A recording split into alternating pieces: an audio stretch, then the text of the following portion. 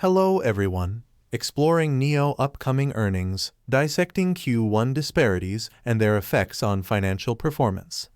So today, we are diving into the factors impacting NIO upcoming earnings report, focusing on the differences between Q1 this year and Q1 of last year. A significant event from last year was during the Chinese New Year when NIO offered free battery swaps, including both electricity and service fees. This initiative resulted in no revenue from the battery swaps, increasing NIO expenses without generating corresponding income.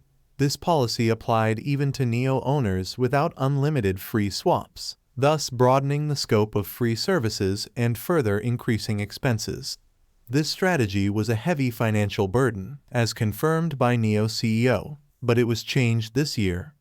In Q1 2024, during the Chinese New Year, only the highway swap stations offered free service fees, while the electricity fee was no longer free. This change means NIO will generate extra revenue from battery swaps this year. For non-highway swap stations, NIO earns both service and electricity fees, unlike last year when they earned nothing during this period. This adjustment is expected to positively impact the upcoming earnings report, reflecting additional revenue streams from battery swaps.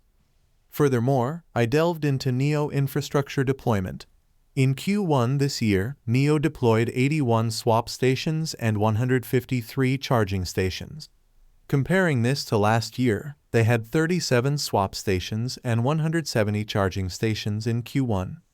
The focus last year was on preparing for the Gen 3 swap stations, which affected the deployment numbers. Despite a higher number of charging stations last year, the increase in swap stations this year highlights NIO's strategic infrastructure expansion. NIO's approach to store expansion has also evolved. Last year, they aggressively expanded their stores, but this year, the pace has slowed, and they're not reporting these numbers as frequently. This shift is part of NIO's strategy to reduce capital expenditure CapEx. The CFO mentioned in the last earnings report that CapEx would decrease because the research for their sub-brands is nearly complete. This reduction in R&D expenses is likely to improve earnings per share. Additionally, temporary battery upgrades have surged during the Chinese New Year, with NIO completing around 20,000 upgrades in this short period. These upgrades, alongside other new services like the designated driver service and portable car wash, have boosted NIO revenue. The portable car wash service, launched last summer, is available in almost every city except Beijing. This convenience adds another revenue stream from NIO service offerings.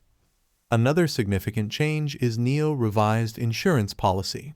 Previously, their insurance plan was a loss leader, but recent changes have turned it into a revenue-generating service. This adjustment is part of NIO's broader strategy to ensure all their activities contribute positively to their financial health. Last year, NIO implemented job cuts around November or December, which should reflect in lower costs for Q1 this year, further supporting a positive earnings outlook. Moreover, the substantial technology licensing deal with For7 is anticipated to significantly impact NIO financials.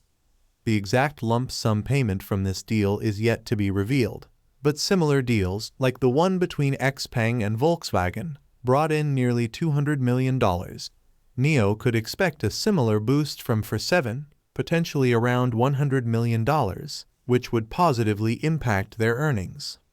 NIO has strategically adjusted its operations to minimize waste and maximize revenue, a focus highlighted in Q3 and Q4 of last year. This disciplined approach should reflect positively in the upcoming Q1 report.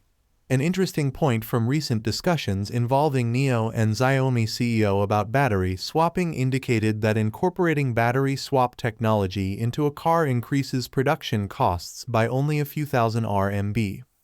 This insight underscores the potential profitability of NIO partnerships. NIO collaboration with other brands to provide Onvo battery packs is progressing well.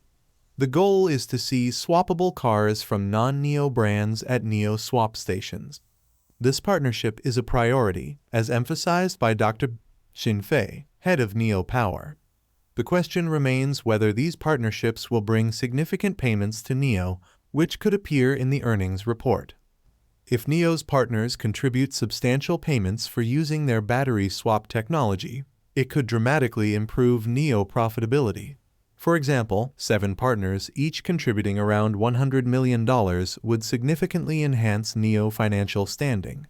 This possibility, although speculative, could shock the market if it materializes. NIO's strategic changes in reducing cash burn, increasing revenue streams, and optimizing their operations indicate a promising Q1 earnings report. Their adjustments in battery swap policies, infrastructure expansion, service offerings, and insurance policies, along with significant technology licensing deals, position them well for a positive financial outlook. Let's stay tuned for the earnings report, which I expect to show great results reflecting these strategic efforts. Thank you for joining us today. If you enjoyed the video, don't forget to hit the like button and subscribe to our channel for more stock predictions and market insights. Remember to turn on the notification bell so you never miss an update.